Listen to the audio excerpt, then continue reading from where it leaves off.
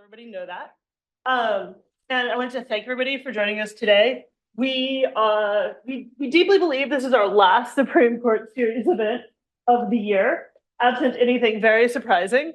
And so to thank you for joining us on our panel today about Hikma Pharmaceuticals versus Amarin. And I would introduce Professor Charles Dwan, who will be doing sort of dual purpose of moderating the panel and also discussing his own perspective. But again, thanks so much for joining us. And Professor Dwan. Thank you so much, Meredith. Delighted to have all of you here for our discussion of the Supreme Court case, Hikma Pharmaceuticals USA versus Amarin Pharma Incorporated. The case was argued this morning. I and a couple of my colleagues were able to attend the argument. It was a delightful experience in which there were large crowds of protesters, which made it hard for us to figure out how to get in. Supreme Court is very exciting these days. Let's be clear, they're protesting patent law. What do you mean? I thought they were all interested in patent law. All right, so let me start off by just introducing our distinguished panel. So this is not going to go. I'll try to go in order. So furthest from me, we have Nate Kelly.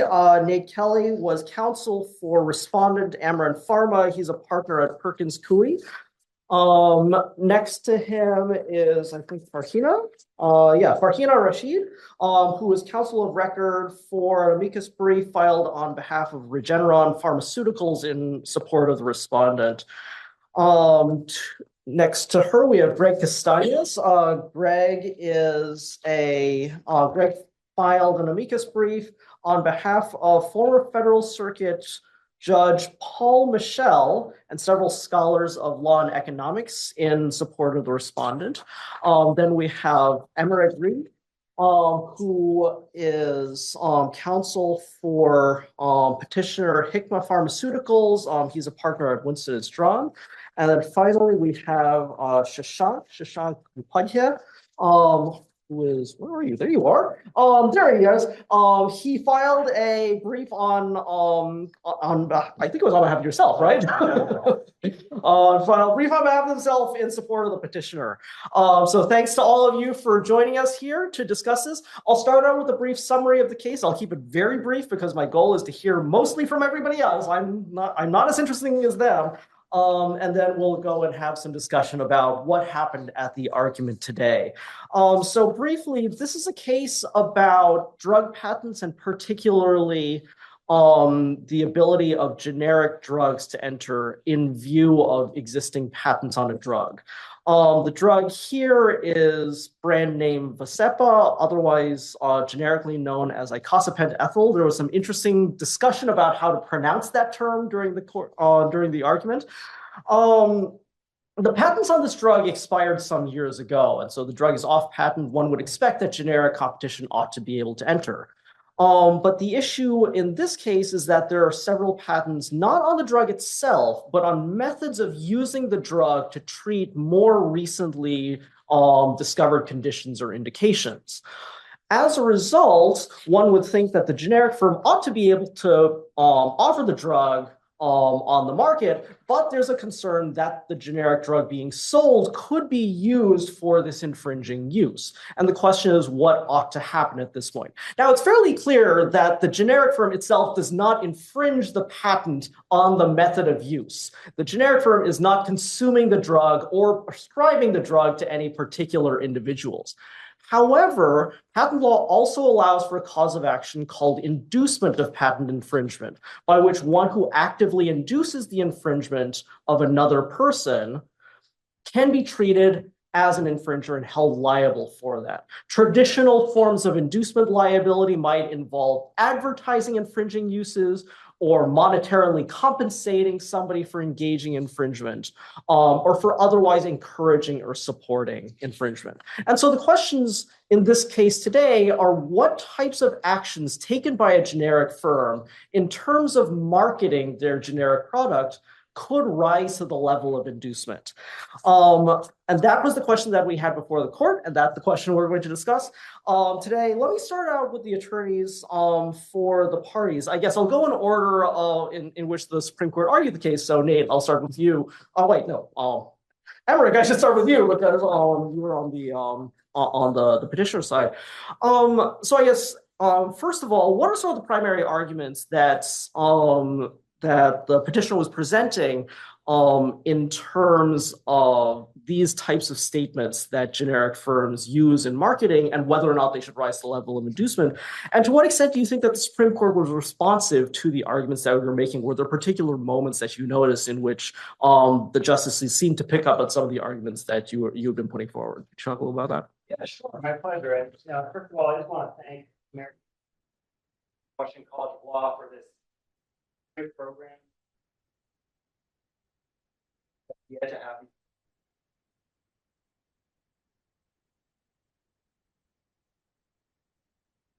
Well, moderated. Our position, but essentially, for run-of-the-mill promotion.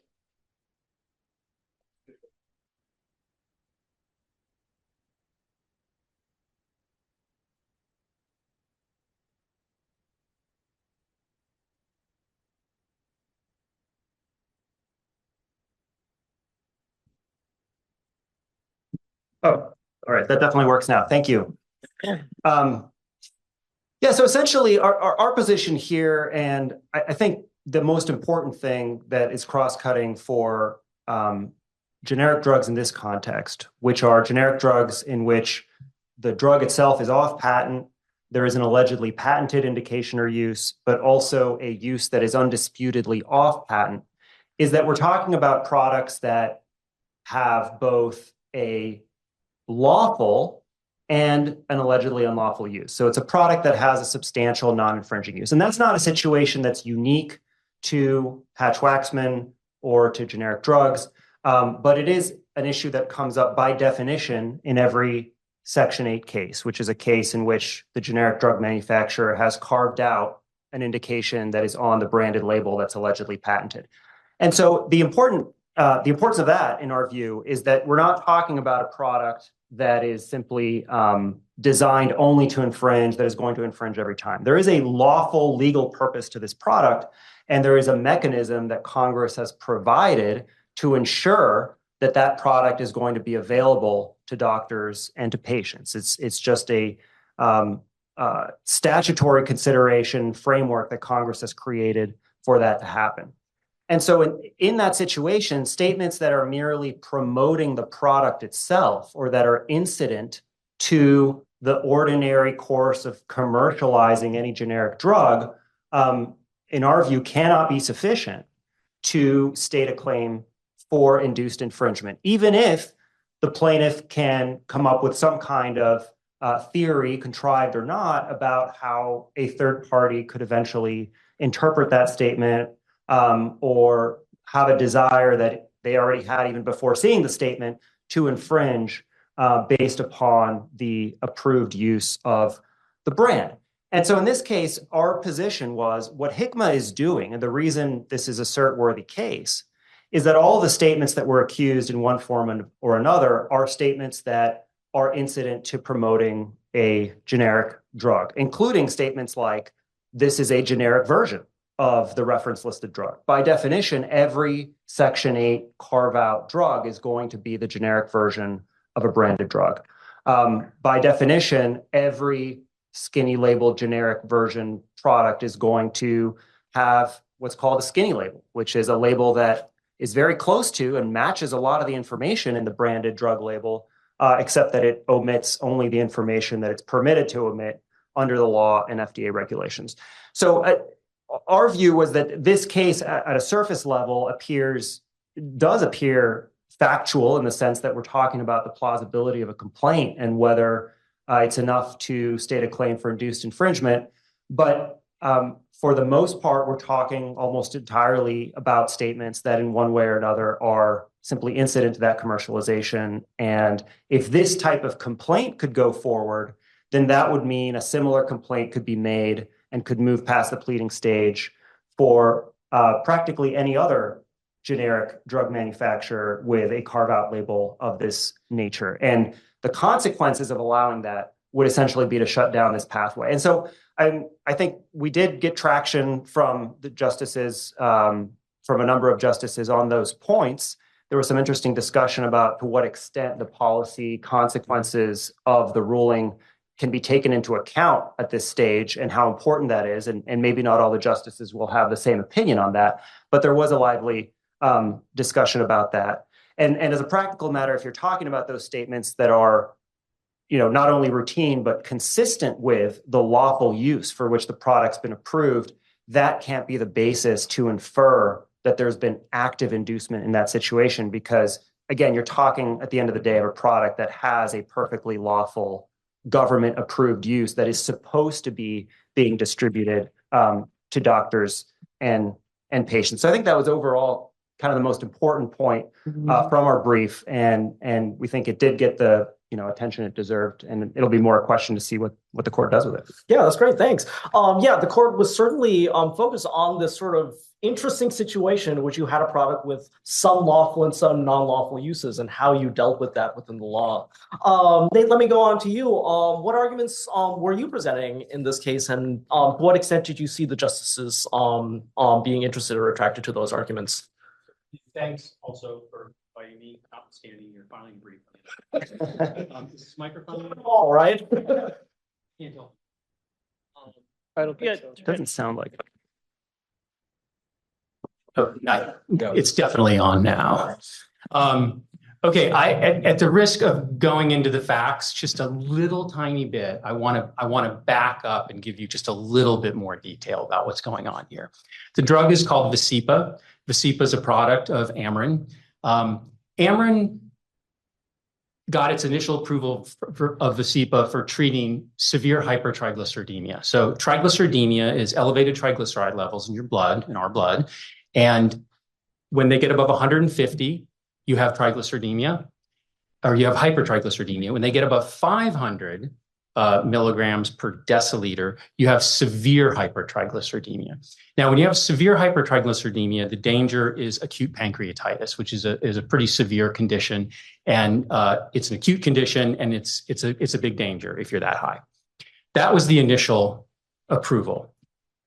Amarin then sought to demonstrate that Vascepa could also treat cardiovascular risk in people who had merely hypertriglyceridemia.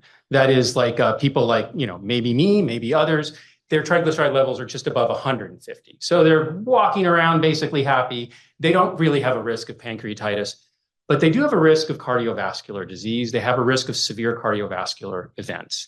And it was very difficult for Amarin to prove that to the FDA.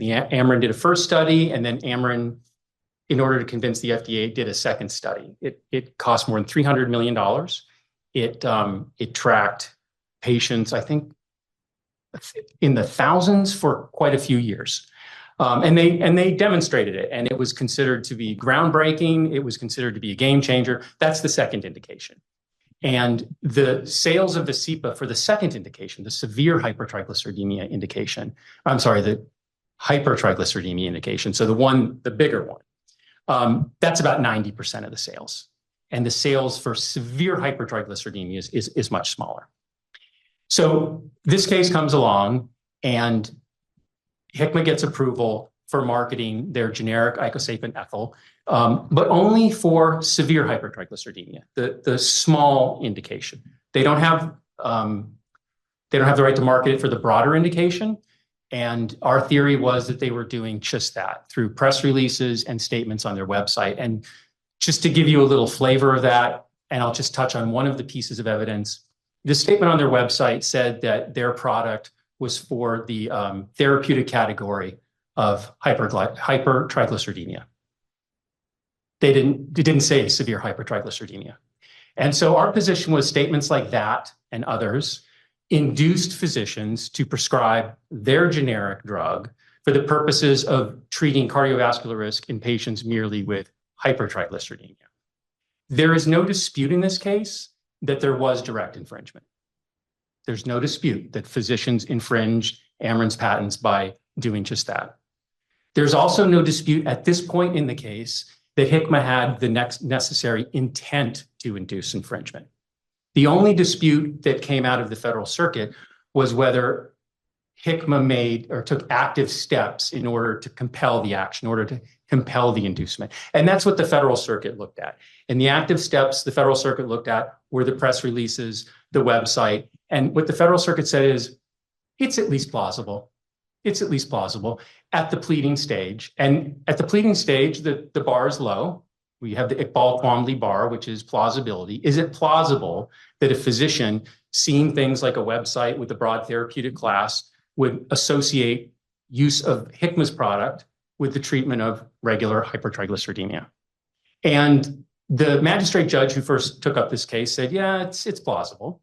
The district court judge went the other way, and then the Federal Circuit reversed. And the Federal Circuit said, look, this is a fact question. It has to do with how doctors hear things, who is exposed to these things, and it's just not proper at this stage to dismiss this case. And that's where it gets to the Supreme Court. So our argument at the Supreme Court, much like our argument below, was that this is a fact-heavy case. There's nothing about the law that's unclear here. There's nothing that needs to be changed. It's just, was it plausible that we made out a case of induced infringement? And the questioning today from the justices, I mean, what I took away is that several of them, I wouldn't say they regretted that cert was granted, but it did sound as if they were a bit surprised that they were considering the case. Because I think they all realized, and there were some questions along the lines of, wait, this is just, we're just seeing if there was an error below. Like, there's no one's arguing for a different standard. No one's arguing for us to change the law. We're just really trying to figure out if this was plausible or not. This doesn't seem like the kind of case we normally grant cert on. And there were a lot of arguments in the amicus briefs, some by Hikma, that the Federal Circuit kind of went off on a tangent. They opened a door. They opened a door to what's going to be massive accusations of inducement and a chilling effect on state labels. And my sense from the argument today is that the justices just didn't think any doors had been opened, that it didn't seem like the Federal Circuit changed the landscape at all, but that really they were 9 people just trying to sit there and figure out if we'd made out a plausible case of inducement. That's kind of my takeaway. Yeah, one thing that I was similarly surprised that civil procedure came up so often during this argument. The justices seemed very interested in sort of the procedural aspects of the case, especially given that it was coming up on a very early motion to dismiss. So let me move on to the amicus parties. By virtue of being moderator, I will take the privilege of calling on myself first. So the question I'm going to ask to all of the amicus parties is, similarly, was there a point during the argument that you thought resonated with some of the arguments that you made in your brief? And I think for myself, so the brief that I filed on behalf of a number of law professors focused primarily on the interactions between the patent system and the regulatory system. Of course, because we're talking about drug patents, we're talking about an environment in which the FDA, the Food and Drug Administration, has authority to approve drugs, and the rules of patent litigation are closely intertwined with that system. I think Eric mentioned the skinny labeling provision. That's a provision within the approval process for generic drugs by which the generic manufacturer certifies that they don't intend to market their drugs for certain infringing uses if there are patents on methods of use of the drug. And so one of the things that I've been particularly interested in are situations in which part of the regulatory system requires a company to do something that somebody then can accuse as infringement or possibly as inducement of infringement. And the particular focus here for me was on the labels. Because the FDA requires labels to look the same between generic and brand name products. And yet, one of the possible bases that the Federal Circuit talked about with regard to inducement liability in this case was the label. And so this idea that somebody could be liable for inducement of patent infringement based on a label that they didn't write struck me as somewhat odd.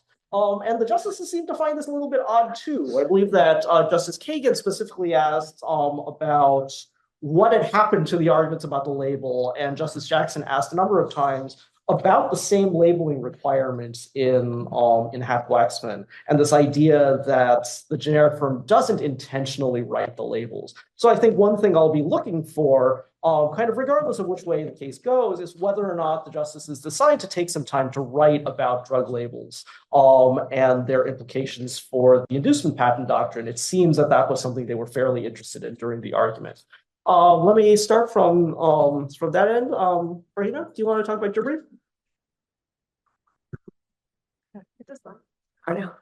Sorry. It's on. Okay. Okay. We filed a brief on behalf of Regeneron Pharmaceuticals, and Regeneron was primarily interested in ensuring that the court maintain clear and uniform pleading rules for inducement so that they can both sue and defend under predictable rules.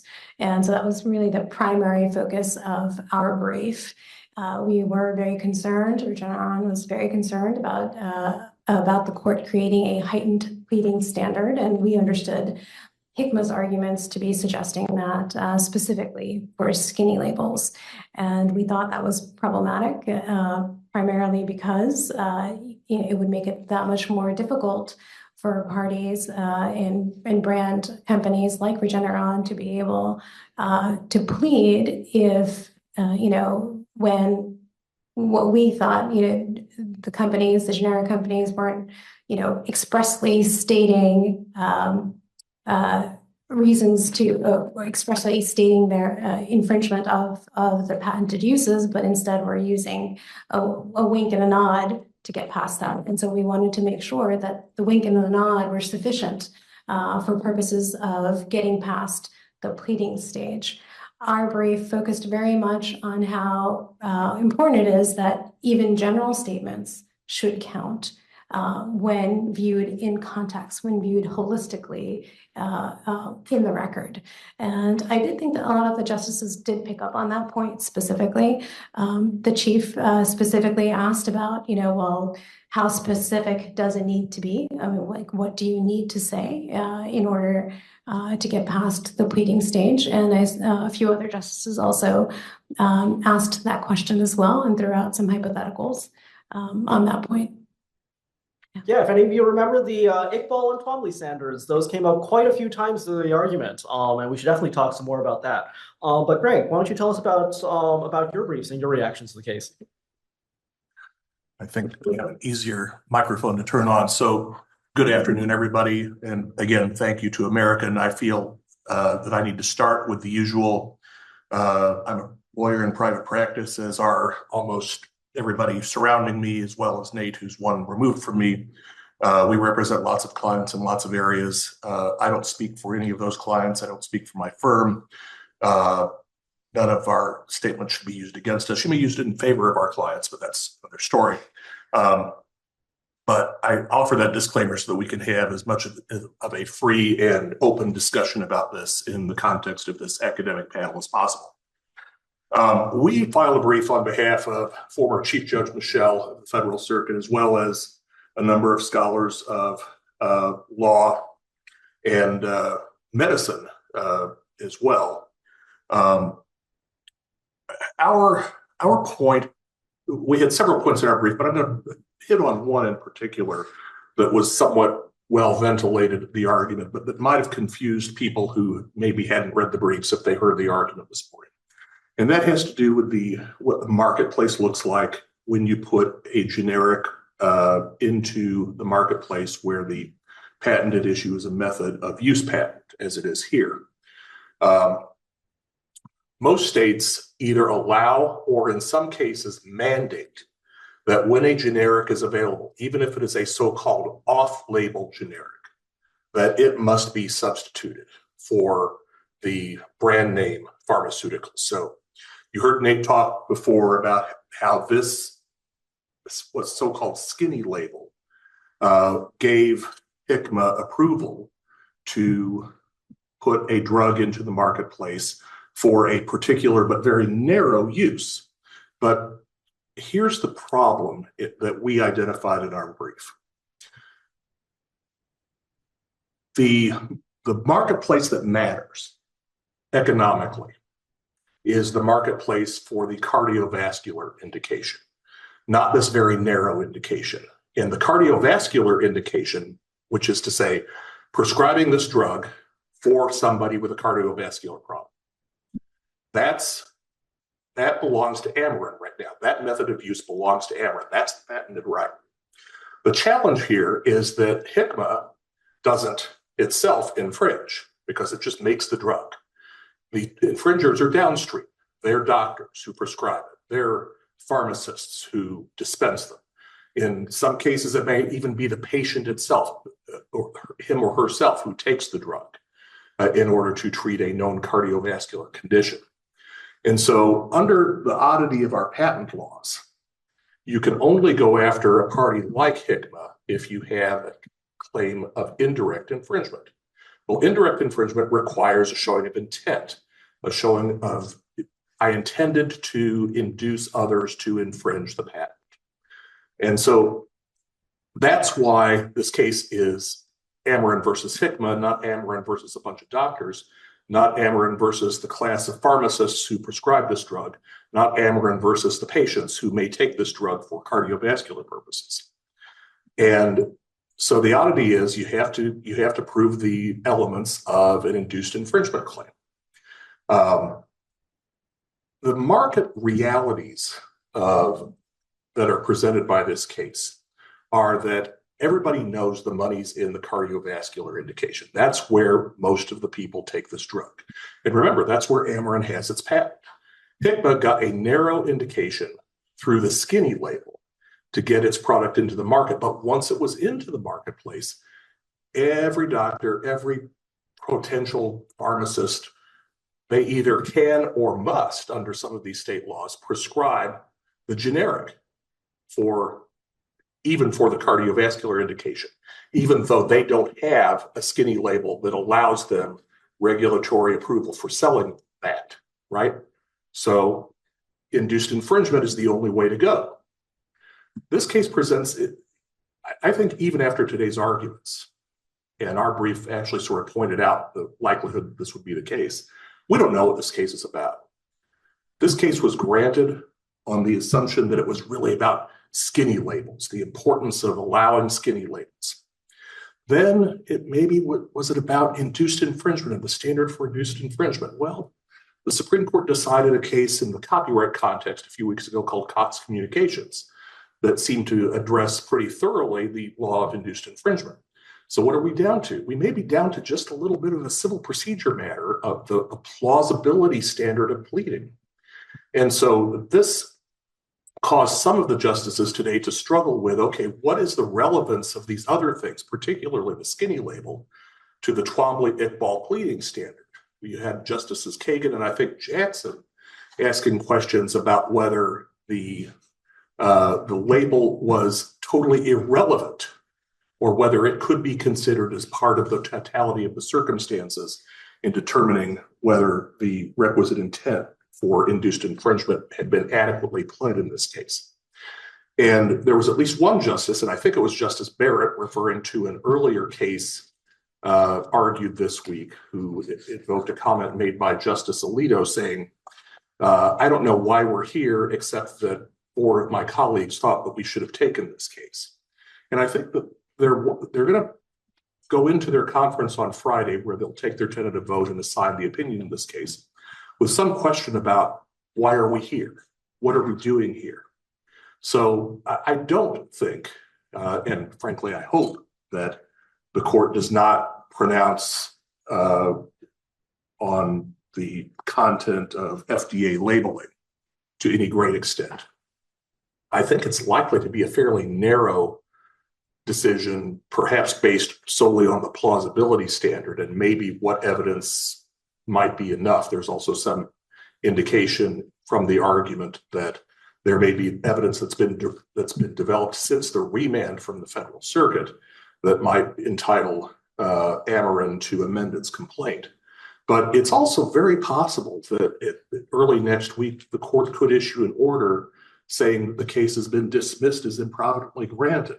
Now, if you haven't ever heard that term, that they call this a dig order, that would say effectively that, yeah, now that we've seen this case, we shouldn't have granted cert in this case. Not unheard of, by the way, in patent cases. A very famous Section 101 case that turned out not to be a Section 101 case, LabCorp versus Metabolite, was fully briefed and argued and then dismissed as improvidently granted after argument, when the justices realized that the question they granted on really wasn't presented in the case. That could possibly happen here. And there are all sorts of real world incentives why that might take place. The Hikma versus Amarin argument this afternoon was the final argument of the term. We are at the end of April. They need to get their opinions all done and out by the end of June. And they've got a lot of things that are a lot weightier than this still sitting on their docket, including the 90+ minute case that was argued immediately before this that drew out all the protesters. Finally, just a matter of personal privilege, they do protest patent cases. When I argued the Myriad Genetics case at the Supreme Court, I was getting protested left and right because I was on a horrible side of that case, according to the protesters. So there are the few patent cases that can light up the protesters. Every once in a while. But yeah, there was some discussion, I believe, toward the end of the respondent's argument as to what the potential options were in terms of how the court could dispose of the case. So that will be something to consider as well. Sean? Yeah, go for it. Again, thanks to American University and Washington College of Law for having us here. Greg, I'm going to parallel your disclaimers. I'm a private practitioner now. Just please don't believe anything I say. Nothing should be attributed to my clients, past, present, or future. By way of background, the reason why I wrote the amicus brief on my own is that I've been doing this for almost 30 years. I've also been the global head of IP, global head of chief FDA, regulatory law, or global general counsel for a number of pharma companies, both on the brand side or the generic side. So I've been the client. And having been the client and having been involved in hundreds of these patents of cases over my lifetime, the one thing I can safely say is that when I tried to file a cert petition, I always started with the parade of horribles, the sky is falling, the pharma industry is going to get destroyed if this certain ruling from the Federal Circuit stays the way it is, the generic industry is going to get destroyed if the Federal Circuit ruling stays the way it is.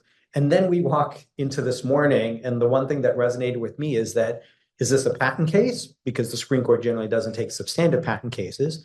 Should they take a patent case, it's actually a procedural case. So is this a Federal Rules of Civil Procedure case?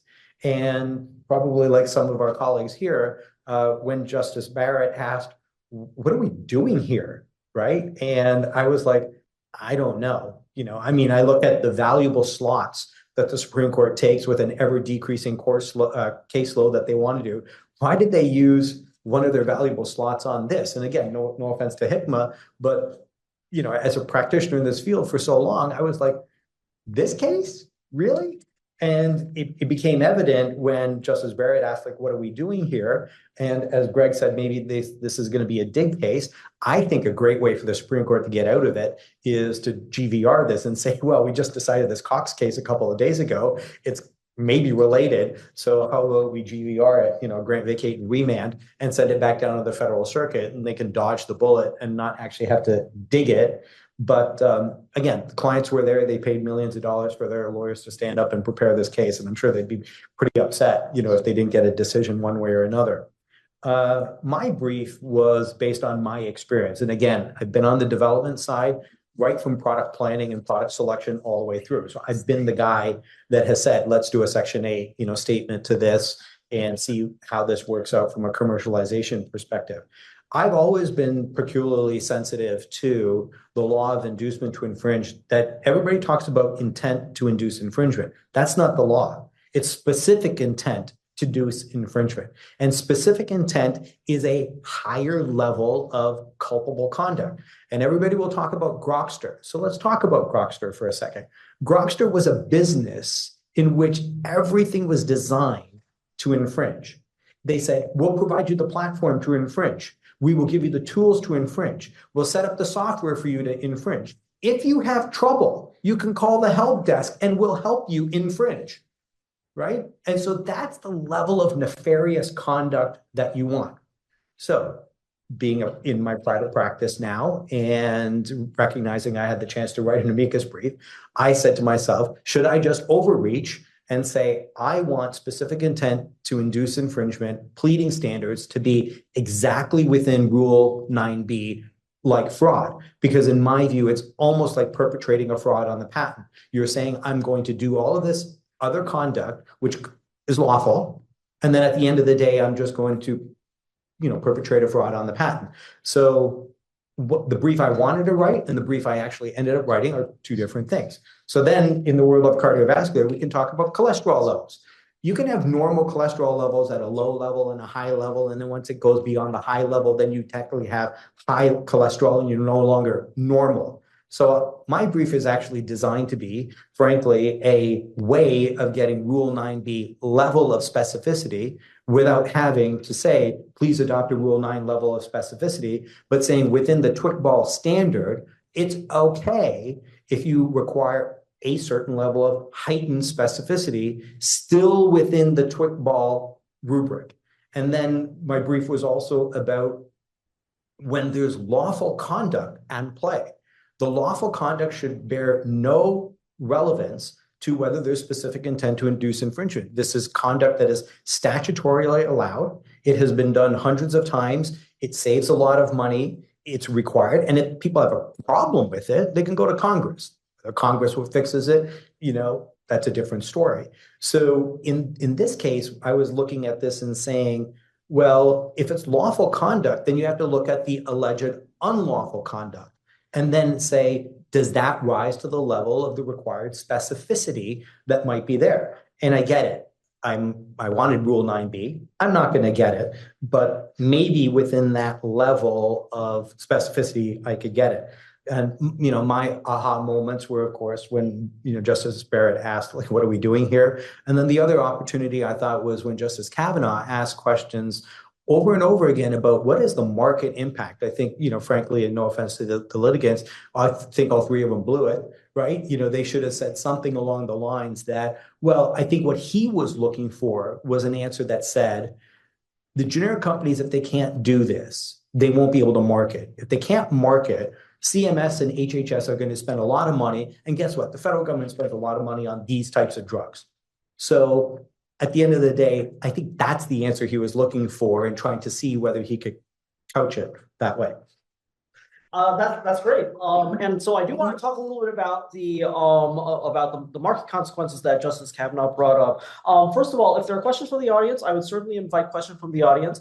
But let me start off by asking a little more about the pleading standards issue, because we did have a couple of briefs that talked about that. And that was certainly something that the court was very interested in. This is not the first time that pleading standards have come up with regard to patents. Some of you may remember that a couple of years ago, there was a little bit of a dispute over the federal rules and what the appropriate level of pleading for patent cases was. At the time, there was a form that basically said if you just put the patent number and say this person infringes, that was good enough.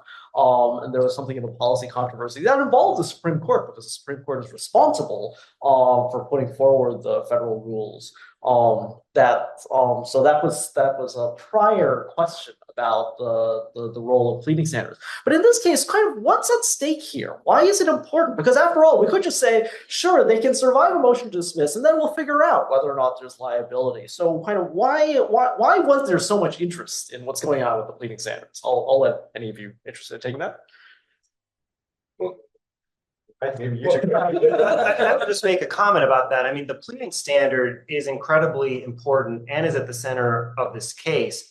But one of the reasons it is important and why it has these policy impacts in terms of how the court rules and what kind of guidance it provides for the marketplace is that, let's say a case like this gets past the pleading standard. This was essentially the Federal Circuit's view is, look, there's a lot of facts here. You're talking about a specific drug. This sounds like something where we need to hear expert testimony. How can we decide if you're inducing conduct with respect to this particular sophisticated audience?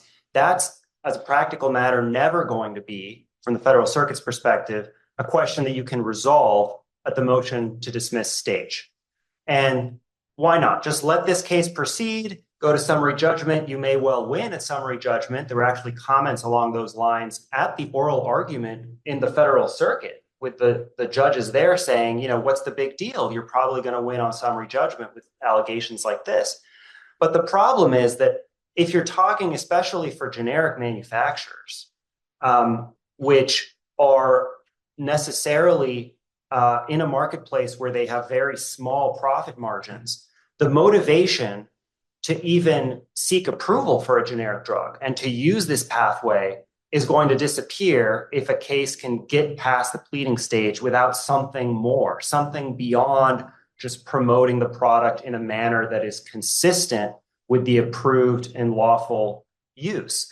And so the problem is, if you take the Federal Circuit's approach and say, well, inducement's a question of fact, we can't resolve that on a motion to dismiss. We need doctors to testify and experts to testify and tell us, well, even if the generic wins at the end of the day and wins a trial at the end of the day, that is still going to dissuade generic manufacturers from even entering the marketplace, because at their profit margins, they can't afford the litigation to go that far. In many cases, you're going to be dissuading them from even attempting to go that far, even if they're right. And so if the pleading standard is not enforced, if you don't take Twombly and Iqbal seriously, which is why there was so much discussion about it today, then especially for a vulnerable market like this, it's going to just have a huge market effect. And that's really the reason why, it's one of the policy reasons behind Twombly itself was, look, litigation's expensive. We can't just say that courts should give up on their gatekeeping role and say, well, everything has to be sussed out in discovery and in summary judgment practice and a jury, because at the end of the day, that's going to discourage a lot of conduct in and of itself if you're not serious about policing, to some extent, claims at the pleading stage, at the motion to dismiss stage. So just to, sorry, Doug, jump in on that. Again, having been the client, I had to make those decisions, right? I had to make those decisions once upon a time, whether I wanted to even spend money on these fine lawyers over here, right, as part of my budget. And they're not cheap. And all the money that I spend goes to my bottom line, which could be a product or another ANDA product that I could have developed and put into the marketplace free and clear. So there's a resource that's taken away should a litigation actually proceed. And then, as he was saying, there could be an in terror effect that the damages can be crippling. And I know that because I have written many, many patent damages, checks for patent infringement cases in my lifetime. Some people say that's terrible, but it happens. And I've written checks for hundreds of millions of dollars. It's a very painful day for me, when I have to write that check. But the terror effect of having that, because as he said, the profit margin or the operating profit for the brand company is probably more than a couple of X's of the generic company's sales. So, you have to think about that, especially like in this market where there's 6 or 7 other people who have already marketed, right? The price is in the toilet, right? Hikma's not making a lot of money on gross sales, but they could be liable for certain infringement damages that could be crippling. So maybe Justice Kavanaugh was also asking about whether these generic companies would ever actually even launch the products in the first place. And then as a result, would that maintain branded prices at higher prices for the American public? One of the things I teach, in addition to practicing law, and I teach advocacy. And one of the things that I stress is that storytelling and perspective is critical.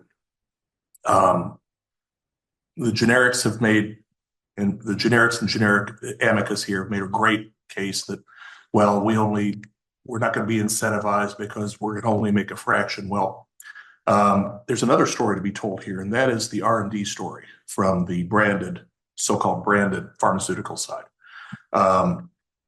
In the argument today, you heard that Amarin spent $300 million in its so-called reduce it trial, which caused it to discover that their existing Vasipa drug actually had life-changing implications on cardiovascular risk. And this is one of the core showings in our amicus brief on behalf of Chief Judge Michel and the scholars of law and medicine. And that is that you need to incentivize the creation of the intellectual property as well. That's one of the things about, the patent laws applies not just to pharmaceuticals, but to all inventions. And you have to balance both of these things. You have to balance the ability of getting things to market in the first place, as well as the ability to allow permissible competition. And remember, patents don't last for a lifetime. They last for a limited period of time.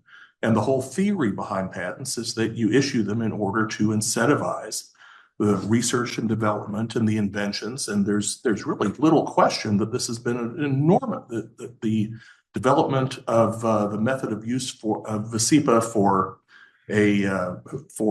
cardiovascular treatment has been an enormous boon to patients.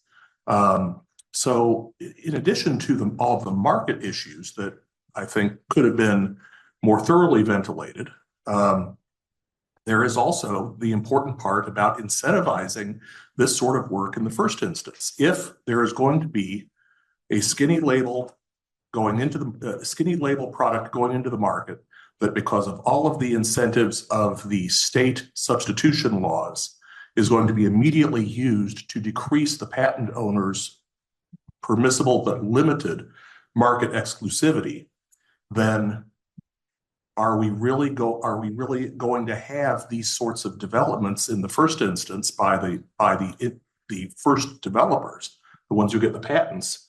Are we really going to have those in the future, or will a decision that says, well, no, that this is just perfectly fine conduct that has where there's no remedy or there's little remedy, will we have those drugs and those new methods of use, which cost all of this research and development money, will we have those in the future?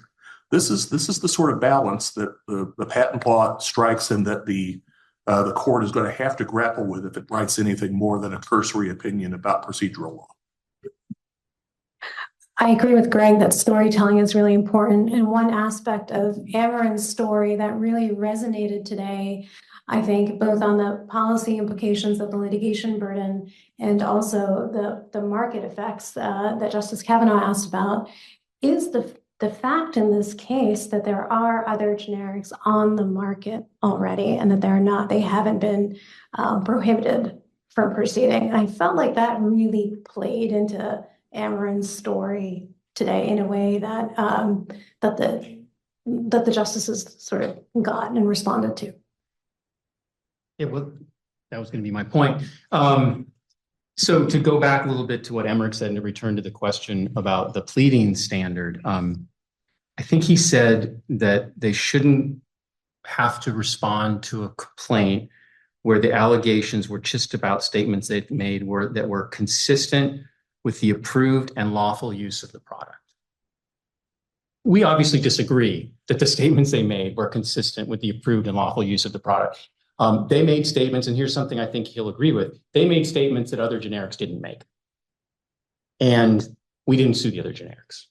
So, the question about how a decision here is going to change the pleading standard, if it says that our pleading was not enough, it creates a whole lot of uncertainty, because they did say things they didn't need to say. They did associate their product with a patient class, the vast majority of whom they could not, their drug could not be administered to.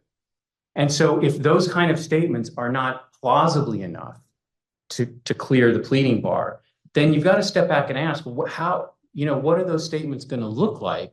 And how far is the next generic going to be able to go to say even more aggressive things? And the other thing I'd add to that is that there are things about this space that are extraordinarily complicated, and it's easy to reduce things down to sound bites. And so one of the sound bites you hear is, and I heard it today, was that, well, the generics make a little bit of money and the brands make a ton of money. And so it's just kind of off kilter when you have these lawsuits. Well, the truth is that I believe in the first 6 months, it may have been more, Hikma's product was selling for approximately the same price as Amarin's product. And, Amarin can correct me if I'm wrong about that, but I think that's correct. And I think for quite a while, they were the only generic on the market. And so they were making a profit themselves. And so every time we reduce something into a soundbite and you dig into it, it turns out it's a little bit different. And I think that's why some of the justices struggled today. Hopefully you've all seen by now that civil procedure is really interesting and you should really have paid attention during civil procedure. Sean? Sorry, I'd like to respond. I mean, responding to Greg is hard because he's a masterful storyteller and you listen to his Federal Circuit arguments and it's like you can't help but vote in his favor. But I do want to clarify one thing. Just because you lost to me. Yes. So I just want to clarify one thing, and that is the nature of self-inflicted wounds, right? So behind the scenes, I looked at this case and I said, isn't this just a self-inflicted wound? Like, why issue all these press releases? Why say the things that you've said and everything else? There were other cases in which they've done it. And again, when you're inside counsel, you have compliance programs. And I stopped press releases from being issued. I stopped my marketing people from doing the things that they did. But then I want to respond to Greg about the innovation. And that's always a theme for brand pharma companies. And even when I was in brand pharma, there was an opportunity in which we said, okay, well, let's investigate a second medical use. And I said, well, here's the problem.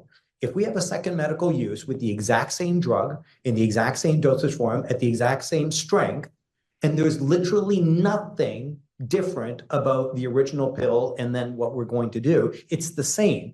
The best we're going to get is a second method of use patent for which it is already known to savvy lawyers internally that the generic company is going to come in and just do a Section 8 carve out. So I look at this and I think, well, why don't we switch strengths so they can't be immediately substitutable? Why can't we switch the dosage form so it's not immediately interchangeable? But when the brand company says, I'm going to take the exact same tablet and do nothing else except do a clinical trial on it and discover a new innovation. And I'm not saying that, curing cancer or cardiovascular is not a bad thing, but it's a risk that you went into with open eyes because the regime had already been set up long before you started the clinical trial.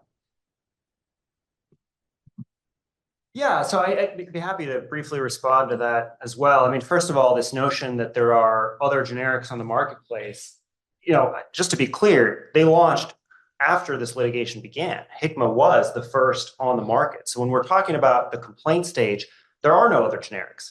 And those generics made the decision to file and seek approval and get the exact same label that Hikma has before any of this type of litigation happened. Amarin simply chose not to sue them and is now using this argument to say, well, look, there's all these other companies that we could have sued, but we chose not to. But it's really unclear under Amarin's theory, to the extent there is one, why those companies could not also be liable. They also have a skinny label that is exactly the same label as Hikma's, most of which is dictated by what FDA requires and therefore mostly has what the branded drug label has. They've also referred to their product as generic icosapent ethyl, which under Amarin's allegations that all the doctors already know to infringe, is unclear why that wouldn't be an inducing statement either. And so we keep hearing that there is this difference with respect to Hikma, but as far as these press releases go, you're talking about statements that just say, we are a generic version of Vascepa. That's just an accurate statement. And again, we're talking about a product that has both an allegedly patented use, but also a substantial non-infringing use.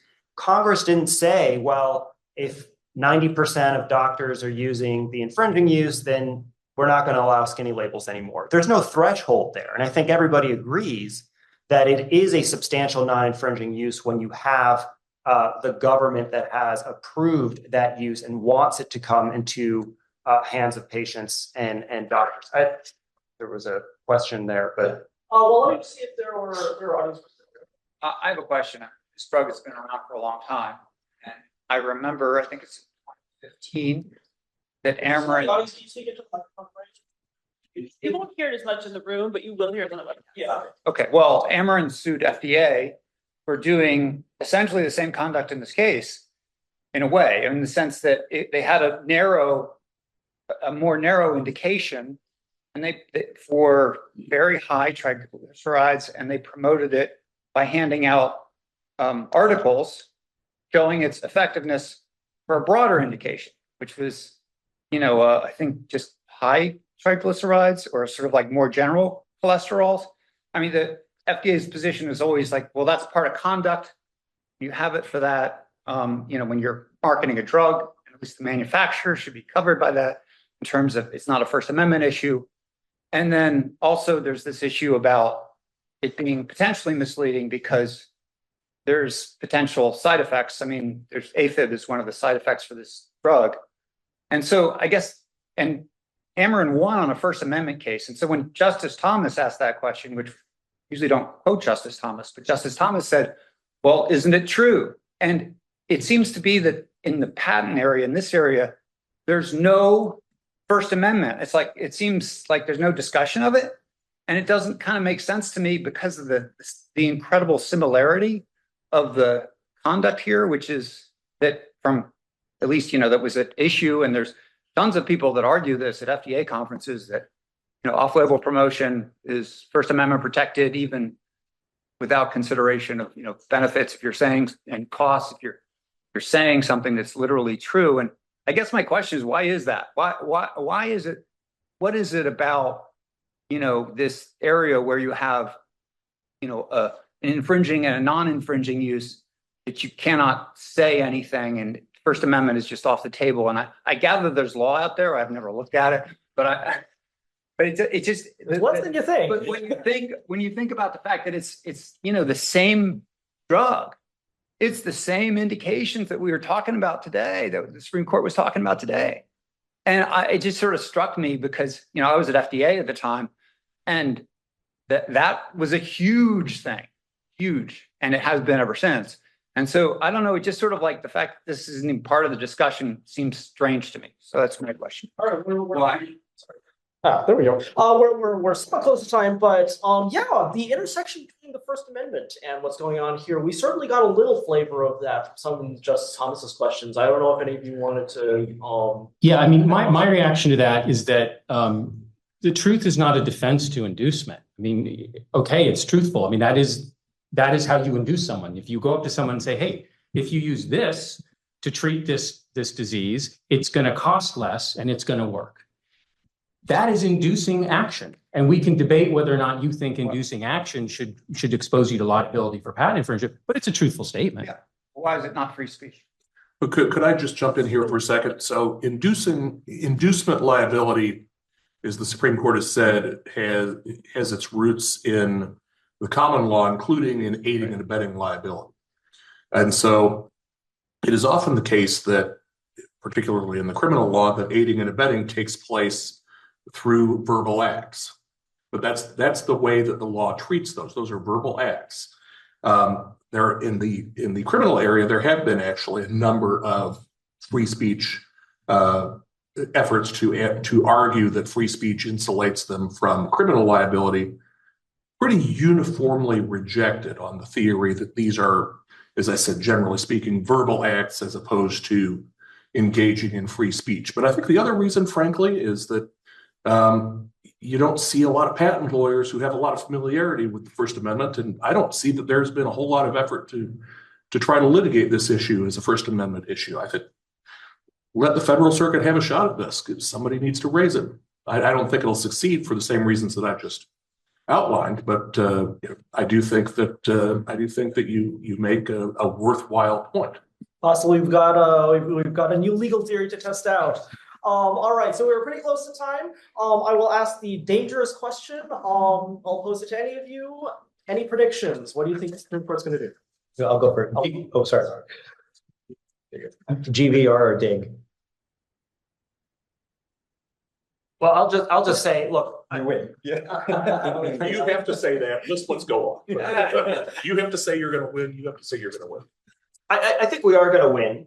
I don't think it's going to be a dig, simply because even though there are interesting issues of procedure, and I think this comment by Justice Barrett has come up a couple of times, I think we almost immediately heard the response from Justice Kavanaugh. I'm glad we are here. I'm glad we did take this case. So maybe not all the justices would have taken the case. It only takes 4, right, to actually grant cert. But now we're at a situation where the government has weighed in. The government was obviously a focal point of the argument today. The United States of America has an interest. And even if the facts may seem weedy or procedural in nature, we're talking about a recurring issue. Something that came up a couple of times at the argument was a previous case that was called GSK versus Teva, where it was the first time that a generic was found liable for induced infringement after launching with one of these carved out labels that removed the patented use and that was approved by FDA. They ended up being hit with a verdict for hundreds of millions of dollars. And so that came up with there was a very widely publicized cert petition there where the US government under the last administration also supported cert. And this is actually one of these rare issues where we have bipartisan support. Both the Solicitor General's office under President Biden and under President Trump support review here, because even if the facts seem very specific, we're talking about pleading standards, this has a real world impact on an issue where Congress weighed in. They created this framework and they were aware that there would be direct infringement. And yes, that would have certain consequences, but they weighed those policy benefits and said, we need a pathway that works for generics to get on the market. And even if there's a prevalent patented use, that cannot block the generic manufacturer from getting on the market. We have to keep that pathway open. So that's why I think they will issue a decision, hopefully in our favor. The question, I think, to me is more how broadly stated it's going to be and whether it's really going to go very far beyond these types of facts, things like saying generic version, or are they going to give substantially more guidance that could be used in other areas of patent law outside of the generic drug context? To me, that's the largest question as to how the court's going to approach it. And I think it'll be very interesting to see how that decision comes out. I hate predictions. I think I generally agree that the court is going to be struggling with why did we take this case? What is left for us to decide? To the extent that they think that there is any purchase to the petitioner's argument here, I think I agree that the complicating factor in this case is they're reviewing a motion to dismiss on a case that is currently back in the district court going through discovery. That's a sort of an oddity. So what would happen if they actually did reverse and say this is not an adequate, plausible pleading?